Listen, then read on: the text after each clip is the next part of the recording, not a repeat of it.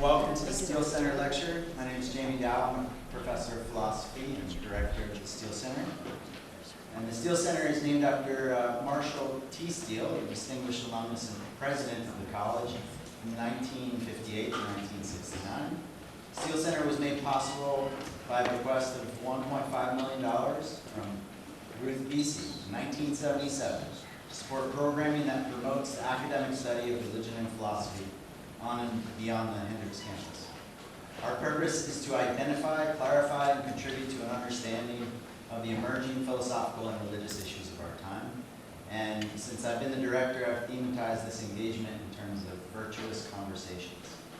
And virtuous conversations are conversations that we must have in order to understand what we value, but which are difficult to keep going for a variety of reasons.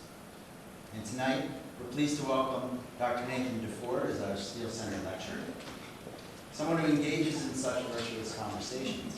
Dr. DuFord is a professor of government at Smith College in Northampton, Massachusetts. He received his PhD in philosophy from Binghamton University, writing a dissertation on world government. And Dr. DuFord's research focuses on social and political philosophy, critical theory, feminist and queer thought, and philosophy of law. And in 2022, he published Solidarity in Conflict, a democratic theory. The book provides an account of solidarity that enables us to rethink the role of social interaction in democracy, provides a social theory of solidarity that includes conflict within groups and between groups, and provides a critique of domination in contemporary politics. I'm only 3 chapters in, honestly, but it's wonderful. And you should read it. Absolutely. Tonight, Dr. DuFord will be presenting a lecture called Domination and Identity Politics. Please join me in giving our Steele Center visiting scholar, Dr. Nathan DuFord, a warm welcome.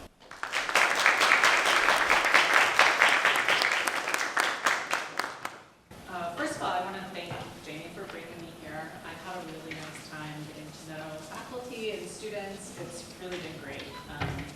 And thank you all for attending, even though it's 7 o'clock on the last week of classes. That's a big ask, I feel like.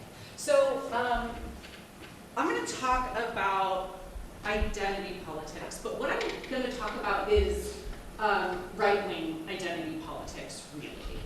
So identity politics as a term was coined by the Company River Collective, which was a collective of Black feminists who had left the National Organization for Women in 1971 and instead started the National Black Feminists Organization. The Combahee River Collective broke off of that national organization, and it was centered in Boston. Not every member was a Black lesbian. The vast majority were, but they had like third world women in the group. They also had straight women in the group. And so they coined this term, and the closest analog to it that you would understand now is intersectionality. So the idea of identity politics was originally sort of a proto version of what we now think of as intersectionality. But the way that it gets used is as a sort of a better way of putting it is identitarianism. So right here, I don't know, can you tell who that is? Yeah, this is Richard Spencer getting punched. In so it doesn't have the really good music background for it. But this is actually the sort of thing that people are talking about when they're talking about identity politics usually, right? They are talking about someone speaking on behalf of their identity rather than working through identity as a complex set of political mechanisms. And so identity politics set agendas based on the needs of the members, and it wasn't intended to be in their sameness, but in their diversity, actually, right? So the term was meant for Black lesbians, but members of the group did things like picket with nurses, because they knew that the problems of women in work were their problem as well as working women, right? And so rather than this narrow and constricted thing we think about now, it actually was this super broad, sort of coalitional way of thinking. And so here you have a picture of the Rainbow Coalition, composed of the Black Panther Party for Self-Defense, the Young Lords, who were a Puerto Rican organization, and the white ones. What was their name? I'm like suddenly blanking on their name. Hold on. It's gone from my mind. There was an organization. Does someone know? Huh? Yes. Thank you. I said it sounds wrong. Yeah. The Young Patriots, who were an organization of young white men, mostly from Appalachia, who were focused on economic issues in the area, right? So we have these three groups who probably don't agree with each other on everything. In fact, one of the Young Patriots wore a Stars and Bars to one of their collective events, the Confederate flag, and it caused a problem. And in fact, they talked it out and convinced him to no longer use that as a symbol of identity for himself. And so this is the sort of thing that they actually meant. I have two really long quotes, and bear with me. I let you read them along with me. So this is sort of the statement about identity politics that Combahee River Collective makes in a very famous document called the Black Feminist Statement. During our time together, we have identified and worked on many issues of particular relevance to Black women. The inclusiveness of our politics makes us concerned with any situation that impinges upon the lives of women, third world, and working people. We are, of course, particularly committed to working on those struggles in which race, sex, and class are simultaneous factors in oppression. We might, for example, become involved in workplace organizing at a factory that employs third world women, or picket a hospital that is cutting back on already inadequate care to a third world community, or set up a rape crisis center in a Black neighborhood. Organizing around welfare and daycare concerns might also be a focus. The work to be done and the countless issues that this work represents merely reflect the pervasiveness of our oppression. Right? So this is about as far from the narrow idea of identity politics as it gets used today as you can get. Right? We see them working across a variety of areas together because Black women's oppression they understood as pervasive in society. Everywhere there was oppression, that oppression was against them. Right? And so they worked together to set an agenda based on politics that dealt with the problems people of their identity would have, right? And so that has somehow turned into a very different way of thinking about identity politics. So identity politics as we think about it now, I've got a couple of examples up here. Critical racist theory, right? This is a claim that people are doing identity politics and teaching kids to hate themselves for being white. And that's because it's taken that identity politics creates hierarchies based on oppression, where like the most oppressed is the most morally best, is sort of how it's interpreted. We also have the women with pussy hats, which happened at the inauguration of Donald Trump on January 20th. And this organization was pretty much solely focused on white cis women. There were a lot of conflicts with Black feminists who were there, even though Black feminists had participated in organizing it. And so it ended up being a white women's movement, effectively. And so when we think about identity politics, in how we think about it now, it doesn't give us any imperatives for action, right? These are just two kind of diagnoses, right? We have people, like black people behaving badly, and we have white women behaving badly, effectively. And instead of a kind of broad, all-encompassing claim, we get these really narrow, identity-restricted claims. On the contrary, right, what I want to argue is a strong word, is that when people criticize identity politics, what they're actually doing is criticizing identitarianism. And so, like, what people mean when they talk about identity politics is a sense that people identify some social characteristic about themselves, and instead of recognizing that as a complex social relationship, they essentialize it and then use it as the basis of epistemological, political, and normative judgments, right?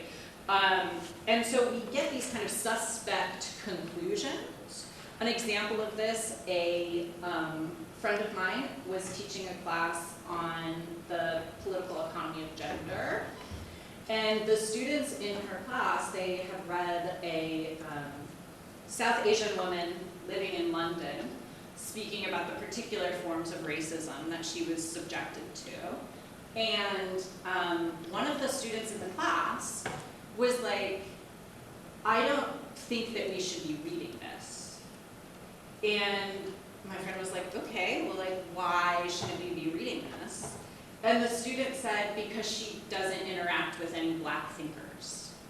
And it's like, why does she have to do that, right? Like, what's going on here? And in the student's mind, it was like, that's how you do good feminist theory, is you be racially inclusive, right?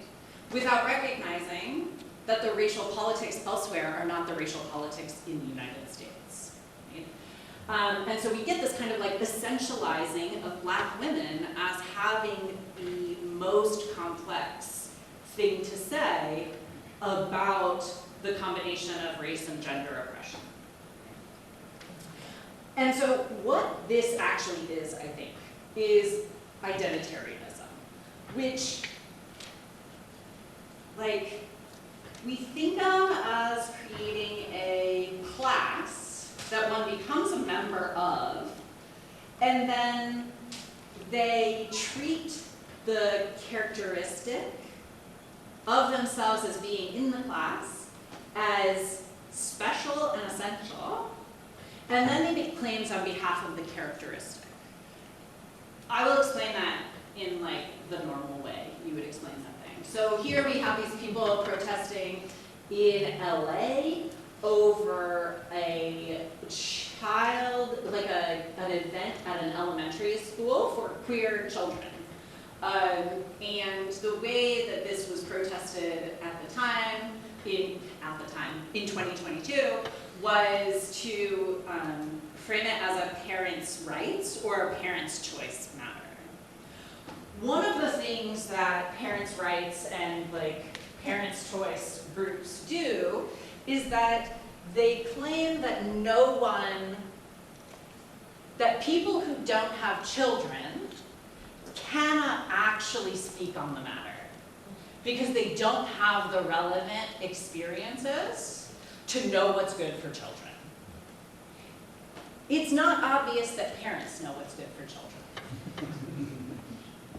We all get messed up by our parents. These parents want to restrict their children's access to a diverse education.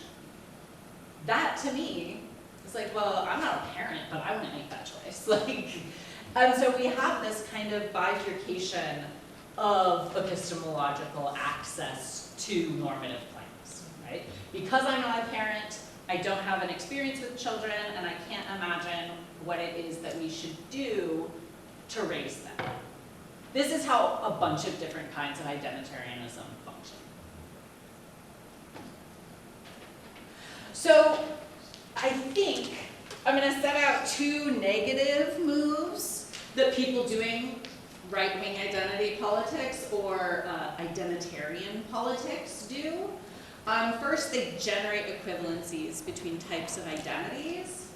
And then they also claim that anyone doing identity politics is doing it for control themselves, right? The aim is domination, and that's why they need to resist it, right? Critical race theory is not merely a confrontation with our collective past and present.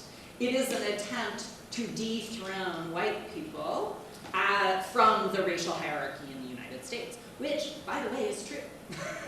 It's just good to do that rather than that. And so both of these function to dismiss the claims of oppressed groups. This is Clarence Thomas, and you might know about his situation with billionaire, Republican mega donor Harlan Crow. He received millions of dollars worth of trips and gifts from both Harlan Crow and from the Koch brothers. And he was criticized very heavily for this because it's a massive violation of judicial ethics. He didn't even report it in his financial statements, right? And so clearly he's trying to hide it. But here is a defense of him from an article titled "The Smearing of Clarence Thomas," which was in the Wall Street Journal and published by the editorial board. And it's a criticism of the ProPublica piece that outed and proliferated this information. The piece is loaded with words and phrases intended to convey that this is all somehow disreputable. Super yacht, luxury trips, exclusive California all-male retreat, sprawling ranch, private chefs, elegant accommodations, opulent lodge, lavishing the justices with gifts, and more. The idea here is that he is being targeted with these types of language in the same way that members of dominated groups will have slurs or other derogatory or diminutive terms against them. The Wall Street Journal in 2015 actually published an article directly on this, and it was titled, "Criticism of Billionaires is Anti-Rich Prejudice." Right? That's effectively what we're doing here. We're saying, actually, you know what? Clarence Thomas is in the position of being oppressed by ProPublica, who are working to smear him with his exclusive California all-male retreat.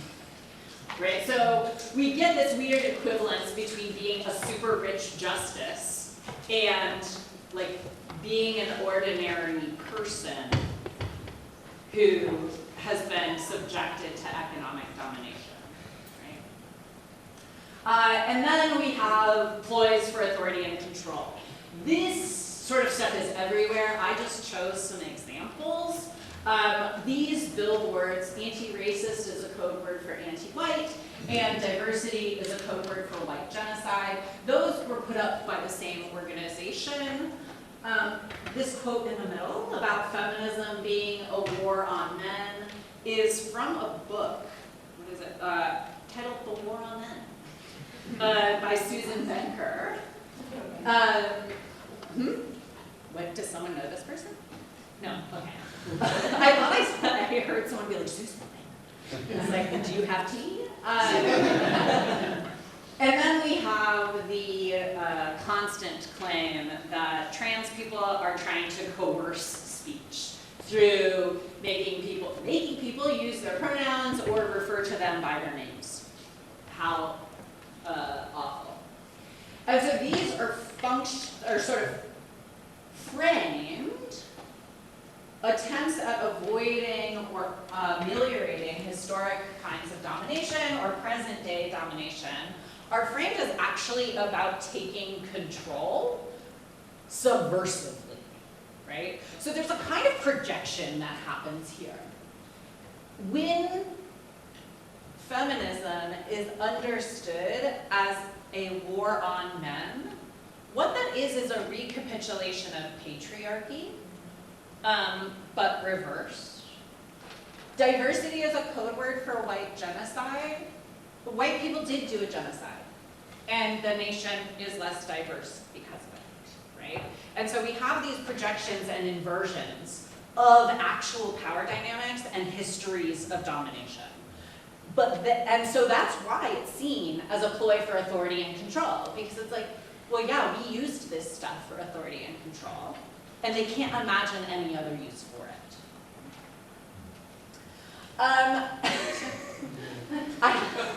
It's wild. You cannot find a good picture of Ron DeSantis. I really tried to do him justice. This is a picture that was in the Orlando Weekly. And the Manhattan Institute in the 20-teens published a set of suggested language for laws, state laws, under this idea of abolishing DEI bureaucracies and restoring colorblind equality in public universities, right? So, first of all, what we have here is two things that have actually come to exist, right?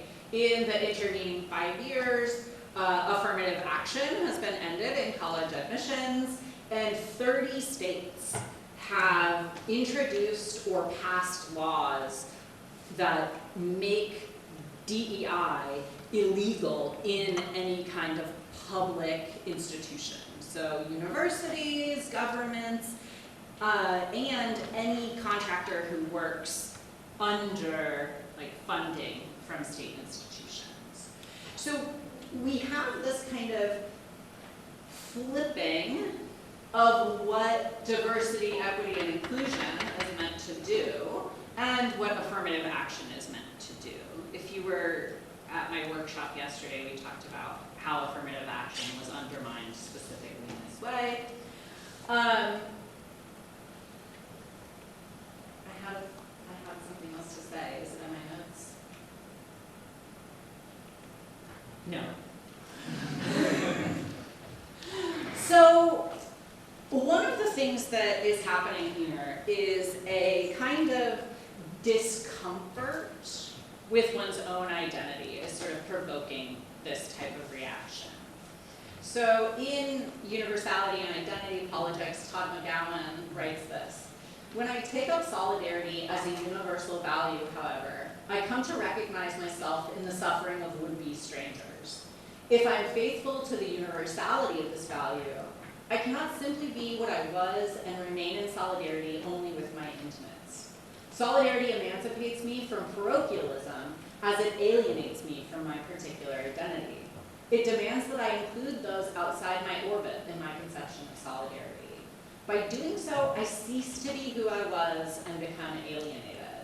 But I also become free of my local prejudices." Here, we can see exactly the anxiety-provoking process of coming into contact with someone whose identity challenges yours, or challenges your conception of what it is to be a person, right? Because in trying to understand and relate to that person, you have to displace yourself from yourself. And that means giving up your identity as you knew it, right? And this process feels bad. I don't know if any of you have ever tried to really work with people who are very different from you and really take in a kind of understanding and relating to them that you otherwise wouldn't. But it's very hard. And it often makes people question who they are, right? And that is something that most people really don't like. We like to have a sure sense of ourselves. We don't like to be insecure. We don't like to not know who we are. And this is at root of a lot of the the don't say gay type bills in elementary schools. You're going to confuse the children. actually it's their parents who feel confused. The kids are not confused. Kids are like the most flexible, adaptable people when it comes to gender. I was just telling Jamie today that I used to have a lot of children come up to me and say, "Are you a boy or a girl?" And their parents would be so embarrassed, like, "Shut up, don't say that," like pulling the kid away. And it's like, the kid actually isn't uncomfortable with me, you are. The kid is being totally normal and asking me an ordinary question for a child. You are the one who doesn't want the answer revealed. You are the one who doesn't want to talk to the person who unsettles your conception of identity, not the child. Right? So, in organizing groups, right-wing identitarian organizations do a few things. One of the things that they try to do is generate exclusions, hierarchies, and bounded identities, right? That are not fluid, that are not permeable. And they do this because, in their minds, a more liberated society requires the loss of their identity. If I understand myself as a white person, and what it means to be a white person is to be better than a black person, I have lost something of my identity when I am confronted with the equality of black and white people, right?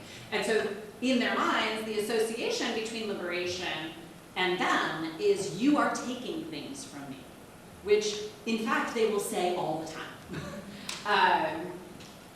And that's because fundamental parts of their identity are aligned with the capacity or the imagined capacity for domination. A lot of times, the types of men who get involved in men's rights organizations are the type of men most of us could beat the shit out of.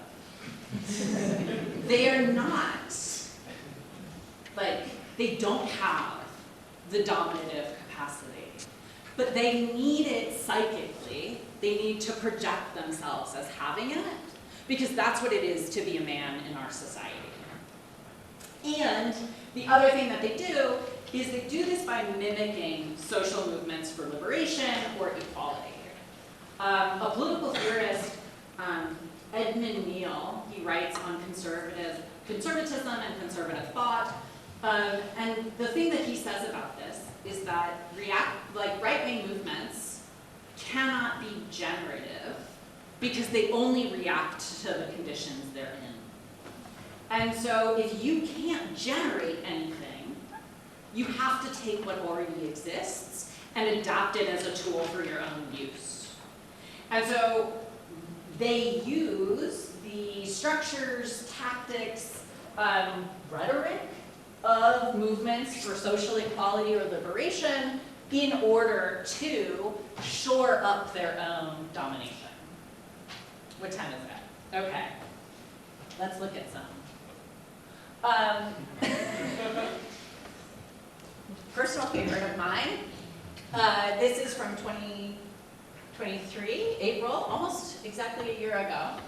Hashtag cis is a slur. We are normal, not cis. NORMAL. Why would we speak up for you when we find you atrocious? Right here we have boundary policing. And the boundary policing of identity here is actually just a rejection of an identity that even adopting undermines their sense of themselves as normal, right? And then this is a tweet that I did on a locked account. Cis people are afraid of getting canceled, and trans people are afraid of being killed, etc., etc. This tweet was removed for hateful conduct because it has the word cis and killed in it together. It does not use that to be hateful. In fact, it does the opposite. And it is not about cis people being killed. But this will happen anytime you use the word cis and any negative term in a tweet. I've had like a serious number of posts come up like this. So a year ago, this wasn't happening. This is relatively new. But the idea that cis people are just normal is being instituted in infrastructures of public interaction also, right? And that's because people need to shore up their sense of being normal. I need a place where I get to be normal, and Elon Daddy will give it to me. Speaking of being normal, let's make normalcy normal again. This is at Straight Pride Boston in 2019. My favorite, can I just show you my favorite? These are lions kissing under a banner that says, "It's great to be straight." I don't know what the lions have to do with it. It's just such a great poster. This also, I believe, is the colors of the Straight Pride flag. The good one, the one they like. The one that has been generated by LGBT people is black and white stripes, because it's a prison.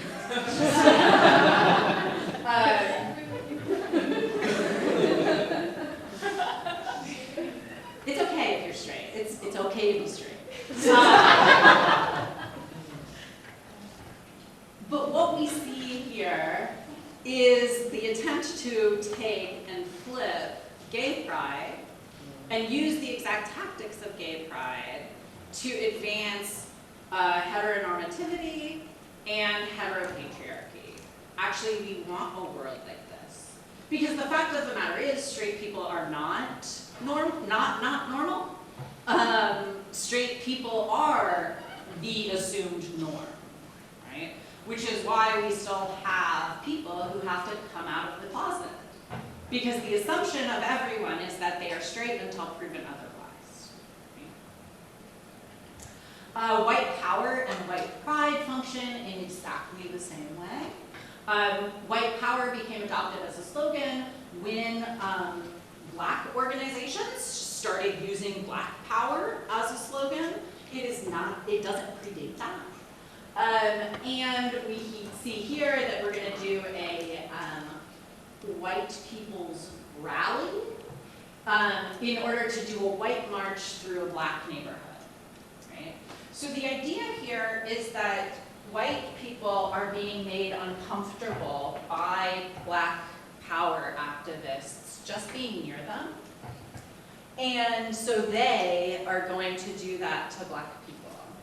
As if that's not just what white people do, right? Groups of white people have historically marched through black neighborhoods in order to threaten, intimidate, harm, and kill black people. It's structured and organized terror. And so we have the sort of adoption and flipping of what is a movement for liberation into a movement for domination. This one you will like in particular. This is from St. Cloud State in Minnesota, and it is from the White Students Union. They put all these sort of flyers up all over St. Cloud, Minnesota, and this is what it reads. It has, I don't know if you can see this, Mattel v. Tam is the Supreme Court decision that determined hate speech was free speech, which it is. But here's what the text says. Just because something hurts your feelings doesn't make it illegal. True. You expect to be sheltered from ideas that challenge your narrow worldview, while prepared to be triggered. There are two genders.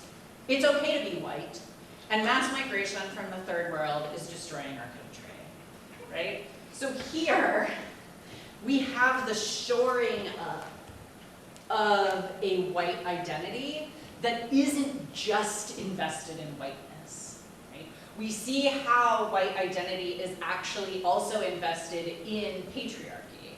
It's invested in certain types of gender norms, certain types of linguistic terms. And so we get a kind of broadening of what it is to be white, such that we can just pull in more domination rather than doing less of it.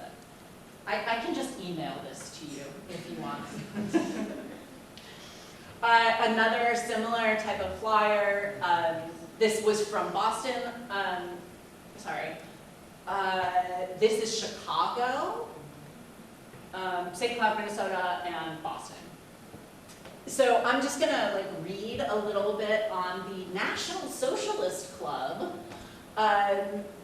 Which one do I want to read? No matter how you find this is right here.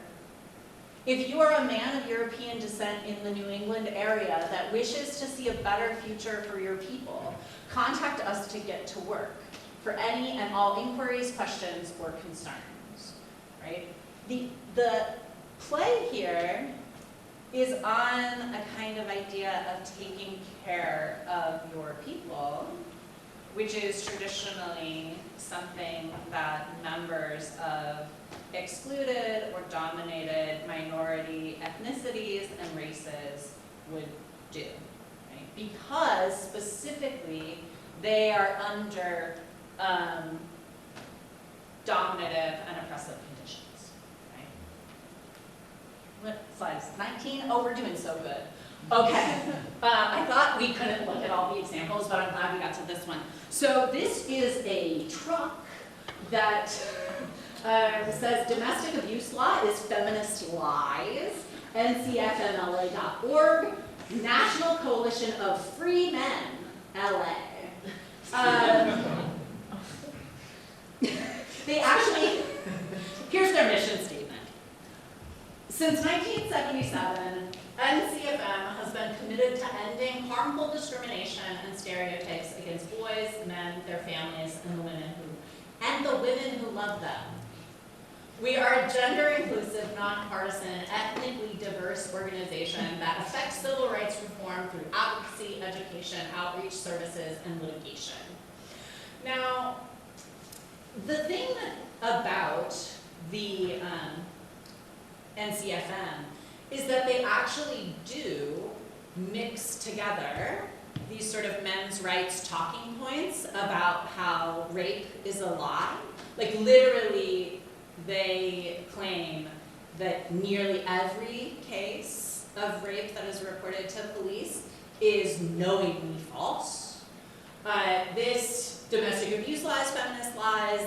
They think that domestic abuse law is a tool for women to exercise power over men, so that anytime men won't do what they want, they can threaten to call the police and say, you hit me, right? Now I can manipulate you into anything. But they also talk about the fact that men work extremely dangerous jobs and are far more likely to be killed in a work accident. That's true. We should have workplace safety reform. People shouldn't be dying at their jobs. They talk about how men are more likely to be imprisoned for committing the same crimes as women. And when they are imprisoned, they are imprisoned for longer than women who are imprisoned for the crime are imprisoned, right? These are actual, problems. This is not a non-existent problem, but it's mixed in with all of these forms of attempting to demonstrate that women are the ones dominating us. We are not the ones dominating them, right? We need protection, not them. I wrote down a quote. Here's some of their recent articles on their website, which you can go to and you can read their articles. Feminism is responsible for the rape of women. Top article published last week.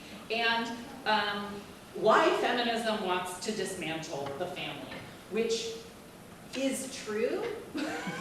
But they answer the why wrongly, because they think it's so that women can take power over men, right? So here we have this kind of inversion of the actual power relation in order to shore up what it is to be a man.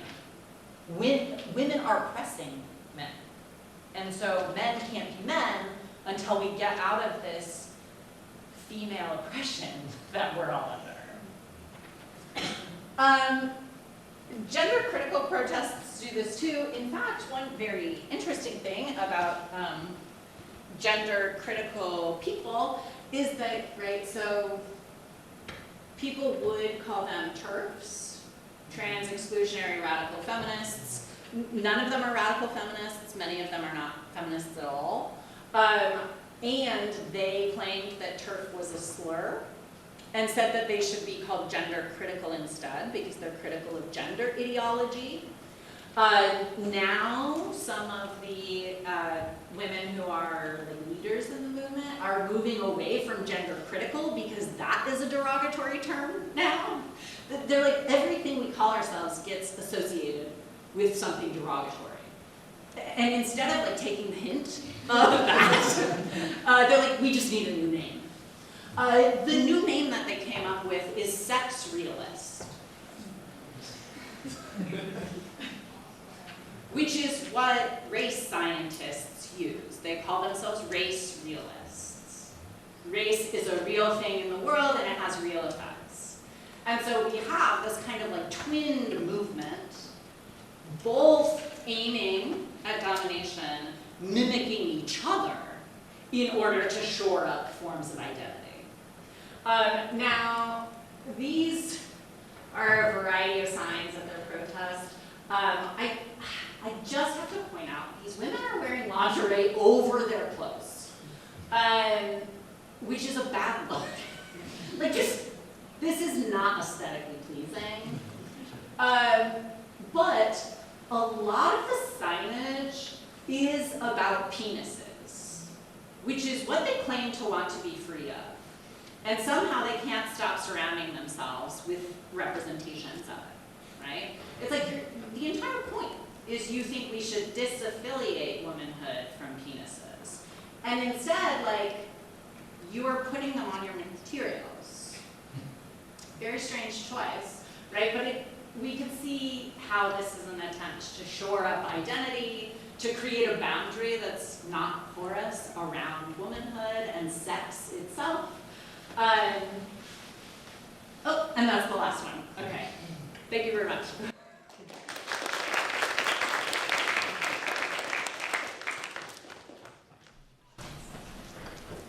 Questions, raise your hand so I can see who's going to ask questions. Students first. Students first. Any students with questions? I'm very nice. Campbell, go ahead. Okay, awesome. I'm not exactly sure how to phrase this, so I might need your helping out as I'm asking this, but whenever you were talking about and showing examples for some of the, like just some of the examples that you showed in general, and you were talking about like the reactionary aspect of those, and how like, you know, they were taking them and flipping them. When you specifically were talking about the LA men's domestic abuse, within, you know, talking about where you were beginning with that intersectionality between, like, they have some really, like, good points and issues that need to be addressed, but then throwing in, like, this ideology that seems completely opposite of some parts of their mission. Like, where some of them seem a lot more, like, streamlined, this one seems, and similar to, like, the TERFs issue of, like, there are some legitimate, you know, advantageous aspects of it, and then they, like, throw in this, like, right-wing idea. Like, where do you find that lies when there's that, like, weird divide in ideology? Yeah, so a lot of times you will find this as kind of a present thing in a dominative social organization. Like, members of the KKK would help each other out if they were going through a hard economic time. And it's like that kind of community is important for poor people. You shouldn't get it because you hate Black people with your neighbors, right? And so part of what is difficult is sorting the two out, especially because it's a really rhetorically effective technique, right? Is you say some reasonable stuff, and then you're like, boom, women manipulate men with domestic violence laws, right? And so you can lure people in with these accurate claims that you have misdiagnosed the cause of, right? The cause of KKK members' poverty is not black people, it's capitalism. The cause of men's domination is either the material industrial complex, which some people will also say is patriarchy itself, right? And so we have this like sort of thin line between what the groups are trying to do. But one very interesting thing about them is that they never do political actions for the reasonable stuff. And so that's one way of separating out what's actually happening here. You won't see the KKK marching at a picket line, right? You're not gonna see this guy doing court action and like making sure that men are being treated fairly and not unfairly. And so I think that's like one of the ways to peel this apart is to ask, what are you actually doing politically? And groups like this are not doing anything to ameliorate the real problems that they identify, which are accurate.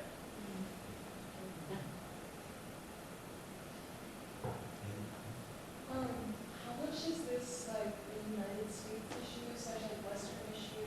I guess I'm just wondering like how much of a problem is it elsewhere? Yeah, so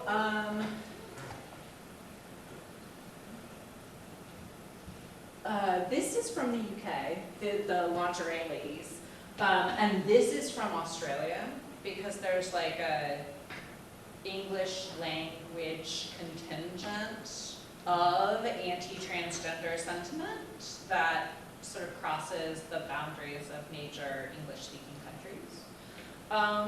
But versions of it also move into like Eastern European countries and some like Middle Eastern countries. I don't know of many examples elsewhere. One of the things that I could say, and I will say, and I will, let me say it and then bracket it, is that lots of anti-homosexual laws in Africa function in this exact same way, right? That's decadence, and it's undermining our culture and therefore our identity, right? And a lot of times the claim will be people of our nationality or ethnicity are not homosexual, right? And it's just an attempt to shore up the boundaries of what the ethnic group or the nationality are, right? And the reason I'm saying that and then want to bracket it is because it's a consequence of coloniality, right? Because one of the things that colonization does is introduce divisions into the population for control. And then the population adopts those divisions because it's an effective method of seeking power, right? And so this is what like Fanon refers to this as like the colonized intellectual, right? The person who themselves has become a colonized person and enacts colonization even in the absence of colonial power. Does that answer your question?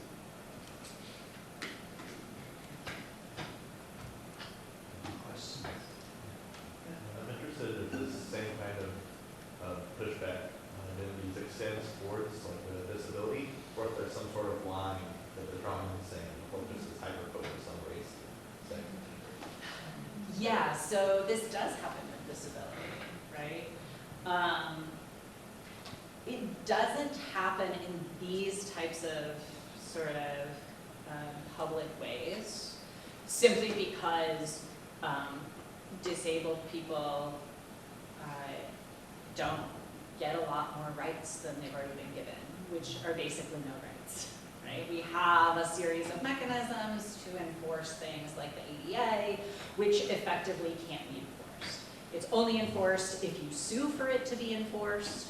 And so there are some law firms, in fact, who that's just what they do. They get grants and they go around finding ADA violations and sue the person who has done the ADA violation to force them to modernize whatever the violation is, right? And so you don't see it in this kind of spectacular form, but the form that you see it in is, for example, lots of people talking about how like autism isn't real, right? Like we are creating kids this way through like modern ways of treating children that are too soft, and you know we're just letting them do all of these things, and it's sort of a call back to like behavioral therapy for autistic people, which just forced them to act like everybody else at like great psychological cost. In fact, like lots of autistic people who were raised in homes where this was prioritized, when they leave their home, they become significantly less disabled. They need significantly less support to live independently than they did at their homes. Because in fact, the environment was making them worse, right? But you see this kind of like, well, no one's really autistic. No one, maybe a couple of people have ADHD, but not like all of you, right? And it especially happens with invisible identities. So any person who has an invisible identity is taken to be faking, in part because the specter of disability is just a reflection to ourselves, right? Like I am also a body and I could also be this way. And so it's an attempt at saying, actually, people really mostly aren't disabled because I'm a person and it's really important to me to not be disabled. Yeah. I'd like to have an example, and I want you to tell me if it applies, but I'm thinking about my choice being co-opted by like maskers, like people that like don't want to mask. My body, my choice. Yeah. Yeah, and like the anti-vax type stuff is like, well, it's my body, it's my choice.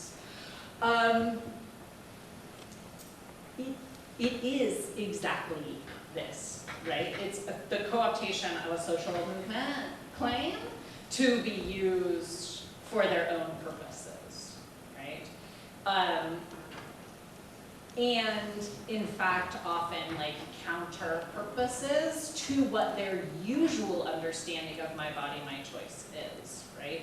You'll find a lot of anti-abortion people who suddenly are very invested in bodily autonomy because it fits with their political ideology or their religious beliefs that they have, right? And so it's an exact version of this. And part of what that does is it does two things. It makes it really hard for feminists to criticize them because so many feminists have structured the pro-choice movement, right? It's called the pro-choice movement around the idea of like bodily autonomy and choice, right? And it also relies on the success of pro-choice movements, right? And so it rides on feminism doubly in order to enact a totally different set of political goals. It's a perfect example. Yeah. Yeah, can you explain? 'Cause like, I'm sorry? Sorry. Can you explain how they do that? Because like, when you said that, like, my brain was like trying to like walk through, like, how do you co-opt my body, my choice into a pro-life thing? Like, Yeah. Yeah, so the way that you do that is that you say the fetus isn't your body, right? So if you are a pregnant person, you just house a fetus, And like there is some like actual like metaphysical sense that that makes. Because it exists in a cavity of your body, not fully integrated into the body, right? And so one of the things that it can show is how poor the political footing of the pro-choice movement actually is, because it's this easily co-optable. Does that make sense? Yeah, it's a good question. Who's in the back? Hey. Hi. One thing that I noticed about, honestly, all of these different groups, whether it's like the TERFs or like the men in like dominating the patriarchy or like white supremacy, is it's just a common theme of like hijacking historical narratives and historical stories and hijacking the stories of like Black and Indigenous people and trans people all across history, and redesigning it for their own, I guess, I don't even know what this is. But one thing that I associate that a lot with is entitlement to space, which I connect a lot with like colonialism. So do you think that all of this is like some expression of colonialist domination? Not all of it, but some of it definitely is, right? So,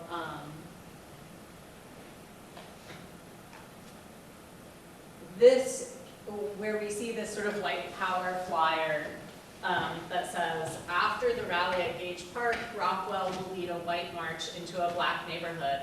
Instructions and map of the white march route on reverse side of this leaflet, right? That's an attempt to take space, right? It is an attempt to take the place that in fact you have forced Black people to live and even colonize that, right? Which is quite literally what we did to Indigenous people. We forced them someplace else in the United States, well, not the United States, and then once we got there, we forced them out again. And any inconveniences in the form of people who wouldn't be moved were simply killed, right? And so some of these work on a like very obvious logic of coloniality, but some of them work like through a symbolic understanding of coloniality insofar as